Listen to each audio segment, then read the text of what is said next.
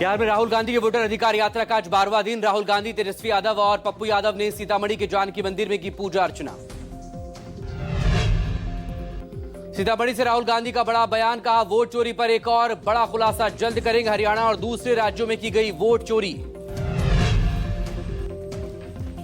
तेजस्वी यादव ने बीजेपी और नीतीश कुमार पर हमला बोला, कहा बीजेपी दंगे और हिंदू मुस्लिम कराने वाली पार्टी। तेजस्वी ने कहा हम मुर्दों की नहीं मुद्दों की बात करते हैं, ये सरकार नकलची सरकार है, लोकतंत्र खत्म कर राजतंत्र लाना चाहते हैं ये लोग।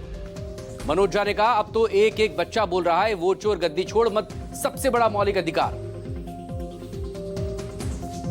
आज से 4 दिन के जापान और चीन के दौरे पर रवाना होंगे पीएम मोदी। 15वें भारत जापान वार्षिक शिखर सम्मेलन में शामिल होंगे, वहीं चीन में एससीओ की बैठक में भी शामिल होंगे।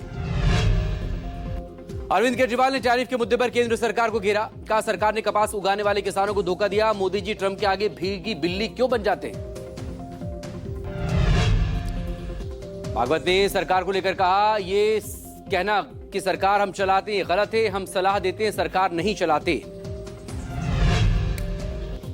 संघ के शताब्दी समारोह में संघ प्रमुख मोहन भागवत ने कहा आरक्षण के समर्थन में संघ हमेशा से रहा है और रहेगा।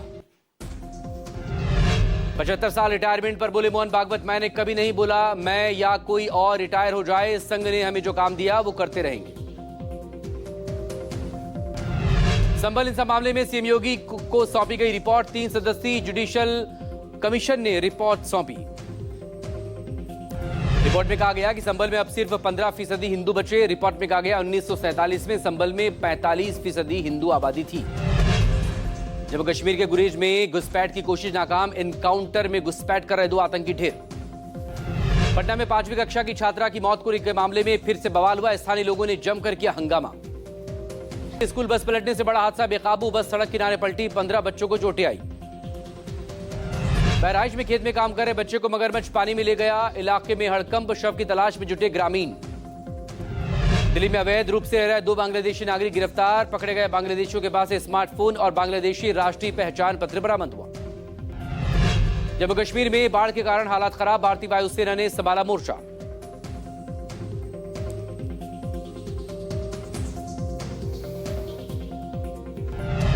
हिमाचल प्रदेश के कांगड़ा में बाढ़ में फंसे अर्नी यूनिवर्सिटी के करीब 400 छात्रों का देर रात रेस्क्यू किया गया, एनडीआरएफ ने रेस्क्यू किया।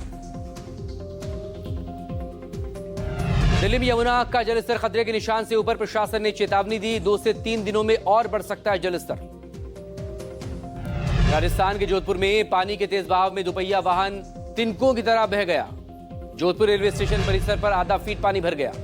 पंजाब में बाढ़ को लेकर भारतीय फौज ने उतारे अत्याधुनिक वाहन, बाढ़ प्रभावित इलाकों में फंसे लोगों को बचाने के लिए एटॉर N1200 उतारा गया। नैनीताल की हेरिटेज बिल्डिंग में भीषण आग से हड़कंप मचा, मल्लीताल बाजार में लगी आग। यूपी के हापुड़ में स्कूल में बंद कमरे में शिक्षकों ने कक्षा 6 के छात्र को बेरहमी से पीटा, स्कूल फीस देने में देरी पर टीचरों की बेरहमी। दिल्ली के न्यू अशोकनगर इलाके में लॉरेंस बिश्नोई गैंग की बदमाशों का एनकाउंटर, पुलिस की जवाबी कार्रवाई में एक बदमाश को गोली लगी।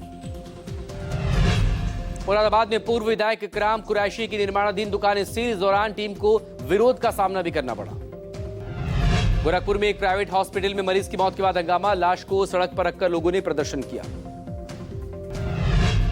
भिंड में बीजेपी विधायक ने कलेक्टर पर उठाया हाथ, बीजेपी विधायक नरेंद्र कुशवाहा ने कलेक्टर को धमकाते हुए अपशब्द भी कहे। यूपी के बस्ती में बीजेपी विधायक अजय सिंह ने माफी मांगी, माना सरकार की कमी की वजह से खाद की कमी को लेकर किसानों को परेशानी हुई।